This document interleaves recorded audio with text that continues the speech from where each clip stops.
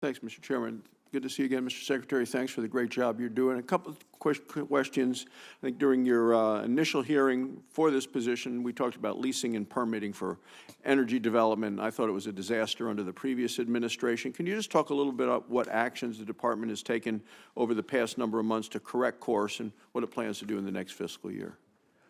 Thank you, Senator. Well, first of all, part of what we're doing is trying to reverse some of the activity which didn't follow the law last time around, because part of what precedes permitting sometimes is leasing, and the federal government under the Biden administration was, as proven by court. States took the federal government, the Biden administration, to court. Biden administration lost. They were supposed to be holding lease sales. They weren't. When they don't hold a lease sale, that's lost revenue to the American public. So again, trying to get back on track on both onshore and offshore lease sales, both in the lower 48, the Gulf of America, in Alaska, has been a big effort. On the permitting standpoint, we're getting closer to putting up a transparency dashboard, which will be able to show by department, by state, by permit type, where permits are in the process, how many days they've been in the queue. I think that this kind of shining this light on this will help the public and others understand, just how much red tape we've created, but it'll also create an opportunity for us to accelerate. We also quietly announced that we felt that we could get an environmental assessment, an EA, done in less than 14 days, and that we could get a EIS done in less than 28 days. On the pilots that we've done already, both of those have been accomplished. Correct. People have said, how is that even possible that you can reduce something by such a factor? But it turns out that if you're doing an EA and somebody works on it for a few hours and they pass it on to somebody else and it sits on their desk for a month, and then they pick it up, they work on it, they pass it on. By the time you get a year's gone by, we've got an opportunity where we can put more minutes on mission, more time on task in 2 weeks than what they might have put in a year, and the quality product that we can put up at the end of that will inform the decisions that the private sector and public local political subdivisions need to make. So I know that we can actually deliver a work product faster, but Great. This is about improved business processes. And of course, in your state, we are now, in a few weeks, we're going to be permitting new mining operations for the first time in decades in this country, and we've approved it for the first time in Montana, some mining operations. So again, we're back. This nation has to get back in the mining game. We've got to get back in the energy development game, and we're pleased to be part of that. In addition, we talk about my state. After the Biden administration lost the election, they came out with some punishing things.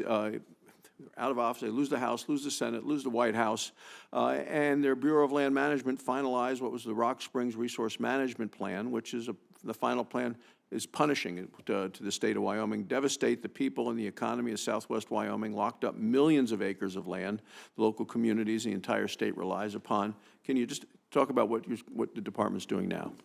Well, the Rock Springs RMP and as well as the Buffalo one, these were a couple of things that were incredibly egregious that weren't really management plans.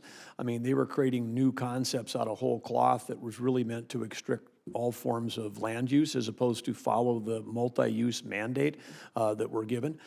So those are under review, and we hope to get back to following the law and make sure that the citizens of Wyoming and those private landowners that live in those areas have an opportunity that they have the same opportunities to thrive that others do without the heavy hand of government. And we knew, as in your home state and in mine, we're very fortunate to have great relationships across the state between private, state, federal partners. In Lander, Wyoming, there's a U.S. Fish and Wildlife Office that serves both tribal nations, the Northern Arapaho, the Eastern Shoshone, on the Wind River Reservation, along with our neighboring counties. The office does valuable work for Wyoming, such as big game monitoring, studies of wildlife disease, grizzly bear management, habitat restoration. There's been some confusion on the status of the office and whether the staff are currently present or not. Can you give us an update on the current status of the Fish and Wildlife Office there? The Lander, Wyoming office is an important office, and we're going to make sure that it's staffed and able to execute against their important duties and do that from the Lander office as opposed to working remotely from someplace else. Great. In terms of sage grouse, we're the home of a large population of greater sage grouse and habitat. For over 15 years, Wyoming has been in the forefront of adopting and paying for new management approaches to protect the species. Biden administration proposed to designate over 600,000 acres as so-called areas of critical environmental concern, which is basically a way of locking up the land. Is the department planning on reopening the greater sage grouse management plan? Do you know? Yeah, the greater sage grouse is neither on the threatened or endangered species, and this critical habitat you described, again, is another whole cloth creation that effectively creating a wilderness area out of nothing. And so we're taking a hard look at that because we want to get back to following the actual law. Great. Thank you, Mr. Secretary.